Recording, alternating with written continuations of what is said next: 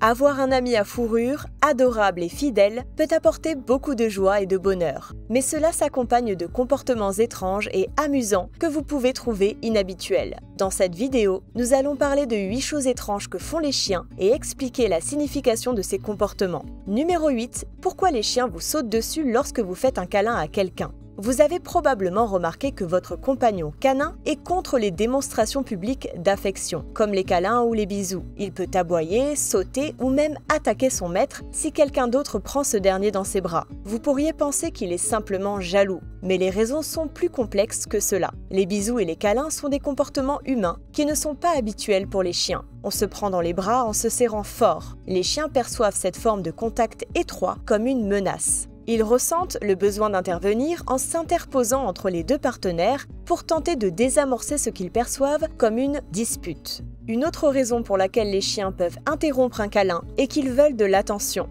Votre chien a peut-être dépassé le stade de la menace et se rend compte que les câlins et les embrassades sont en fait une bonne chose lorsque vous devenez intime avec quelqu'un. Il remarque que quelque chose d'intéressant est en train de se passer et veulent en faire partie. Numéro 7. Pourquoi les chiens tournent-ils leur derrière vers vous ? Vous avez probablement remarqué que les chiens marchent parfois vers nous puis se retournent. Ensuite, ils nous donnent un petit coup avec leur arrière-train ou restent passifs, le dos tourné vers nous. Mais pourquoi se retournent-ils et vous présentent-ils leur derrière plutôt que leur museau ? Lorsqu'un chien vous montre son postérieur, cela signifie qu'il a confiance. En étant tourné et en ayant ses dents éloignées de vous, votre chien expose sa vulnérabilité devant vous et indique qu'il n'a pas l'intention de vous faire du mal et qu'il se sent en sécurité à vos côtés. La salutation est une autre raison pour laquelle votre chien vous tourne le dos. Les chiens se reniflent le derrière pour se présenter et obtenir des informations les uns sur les autres. Puisque c'est ainsi que les chiens se saluent, votre chien suppose probablement que son humain ressent la même chose et il tourne son derrière vers vous pour vous saluer ou échanger des informations.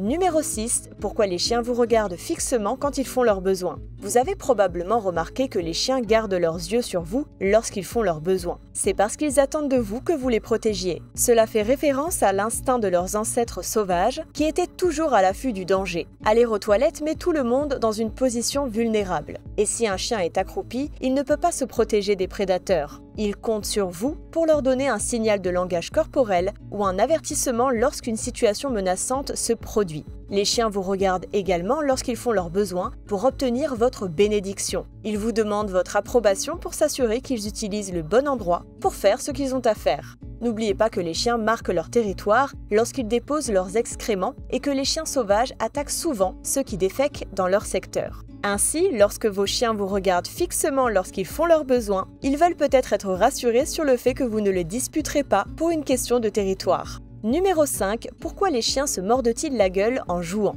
Si vous avez un chien depuis un certain temps, vous savez probablement que les chiens jouent souvent la gueule ouverte. Les deux chiens entrechoquent leurs museaux et leurs dents et on dirait qu'ils se mordent l'un l'autre. En les regardant jouer, vous pensez peut-être que les chiens sont sur le point de se battre et vous vous demandez si vous devez intervenir. Tout comme les humains, les chiens ont leur propre style de jeu et leur propre personnalité. Certains sont calmes et tranquilles, d'autres sont rudes, et d'autres encore sont des lutteurs invétérés. Lorsque votre chien joue la gueule ouverte, il imite une véritable bagarre, mais sans les morsures graves. Cette forme de jeu s'appelle combat de mâchoire, et c'est une façon saine pour un chien de jouer avec d'autres canins. De temps en temps, vous pouvez remarquer que l'un des chiens s'emporte et mord trop brutalement. La victime de la morsure se met à glapir et arrête généralement de jouer. L'agresseur est souvent décontenancé par ce glapissement et s'arrête également de jouer pendant un court moment. Cependant, très vite, les deux chiens reprennent le jeu. Grâce à ce type d'interaction, les chiens apprennent à contrôler l'intensité de leur morsure afin que personne ne soit blessé. C'est également de cette façon qu'ils exercent un contrôle adéquat sur leur mâchoire. Dans certaines situations, lorsque les chiens mordent trop violemment, le combat ludique peut se transformer en une véritable bagarre. C'est un peu comme des enfants qui se battent à l'école, et qu'un enfant va trop loin.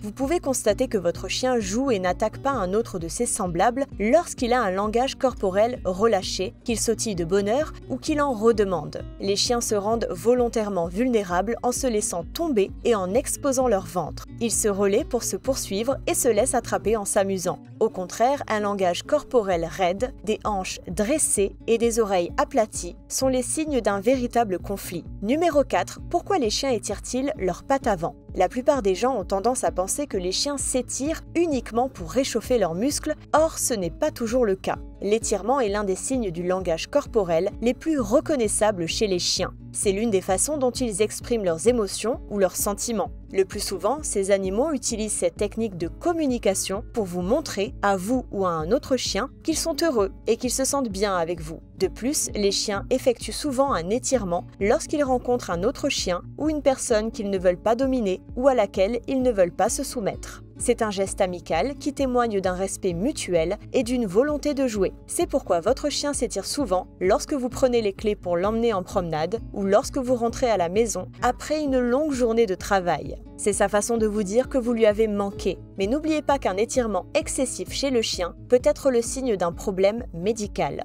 Numéro 3. Pourquoi les chiens mangent-ils leur propre vomi ? Cela peut retourner l'estomac de la plupart des gens. Mais les chiens considèrent que manger leur propre vomi est parfaitement naturel. Les chiens n'ont pas les mêmes normes sociales que les humains, et ce qui nous semble répugnant peut être une seconde nature pour eux. En fait, lorsque les chiots sont sevrés, les mères régurgitent de la nourriture pour leurs petits, afin de les aider à s'habituer à manger des aliments solides.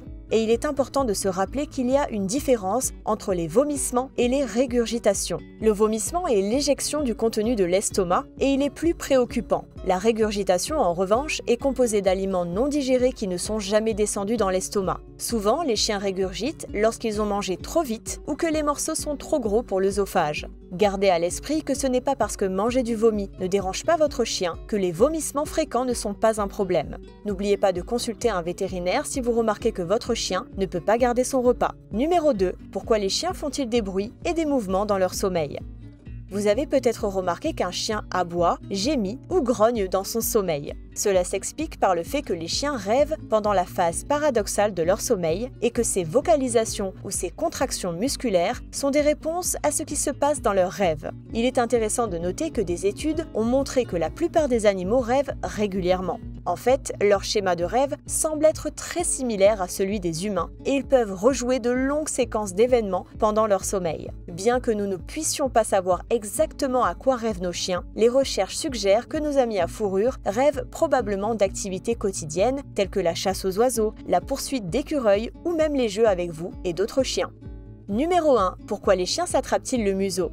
Une prise de museau, c'est quand un chien met sa gueule autour du museau d'un autre chien. Ce n'est ni une morsure, ni un comportement agressif. C'est une prise qui se fait sans grande pression et qui ne cause pas de dommages physiques. C'est un autre comportement que les chiens ont hérité de leurs ancêtres les loups. La saisie du museau est la façon dont les parents de chiens disciplinent leurs chiots ou leur font savoir qu'ils sont allés trop loin. On voit souvent ce comportement pendant le sevrage, lorsqu'une mère chien veut arrêter d'allaiter ses chiots en raison de l'apparition de leurs dents pointues, elle les saisit par le museau pour les dissuader de téter. Chez les chiens adultes, les prises de museau inhibées font souvent partie d'un rituel de salutation.